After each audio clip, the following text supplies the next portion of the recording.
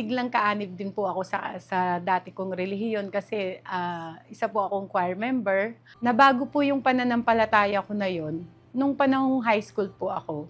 May mga Iglesia ni Cristo po akong mga kaibigan na naaanyayahan po ako sa tinatawag nilang pamamahayag. Siyempre po sa Katoliko, si Cristo, Diyos po. Yun po kasi yung nakalakihan ko, si Cristo, Diyos. Nung meron po akong na-attend na isang pamamahayag, ang topic po nila is, si Cristo ay tao. Doon po medyo naging komplikado na po sa akin yun. Siyempre, nung panahon po na yun, di pa po talaga ako naniniwala.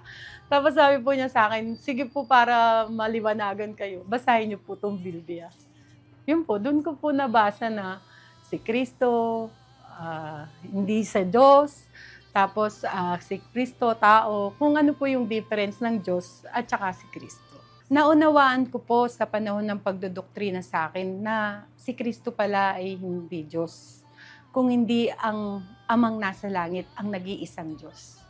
Napakahalaga po na makilala namin ng tunay na Diyos. Kasi para po ang pananampalataya namin at ang pagsisilbi namin sa Kanya ay nagkaroon po ng katuturan at yun po ang karapat-dapat.